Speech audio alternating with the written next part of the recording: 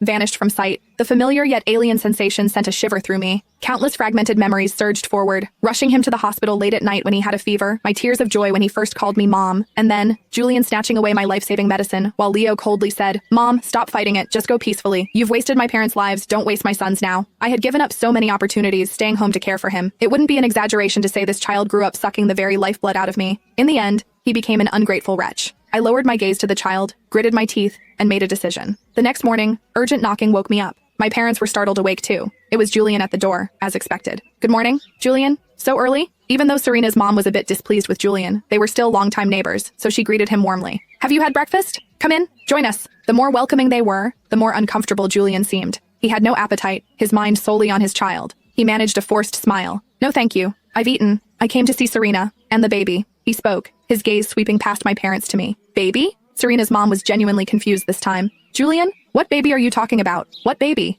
Julian froze, his voice rising in urgency. "The little boy I brought yesterday. I gave him to Serena." I sipped my coffee, not even lifting my eyelids. Seeing my nonchalance, Julian lunged forward, trying to grab my arm. "Serena, where's the baby?" His actions were rough, and Serena's dad's face immediately darkened. "Talk! Don't touch! I really did give her a baby." Julian's voice trembled with desperation. He turned to me, almost shouting, "Serena, where is the baby?" I chuckled softly. "You're so anxious. Could it be the baby is yours?" The living room fell silent instantly. Julian's expression stiffened. "What are you talking about? I found him by the roadside. So I put him back on the roadside." "Really?" I stood up calmly. "Since he was found, of course, I sent him back to where he belongs." Julian's pupils contracted sharply. "Where did you send him?" "The roadside," I said lightly. "Didn't you pick him up from the roadside?" "I put him back there." What if his parents, who abandoned him, had a change of heart and came back to look for him? "What did you say?" Julian suddenly grabbed my wrist, his grip incredibly tight, making my bones creak. "Serena, don't joke with me!" Serena's dad immediately stepped forward, pulling at him. "Julian, let go!" I yanked my hand free, rubbing my reddened wrist.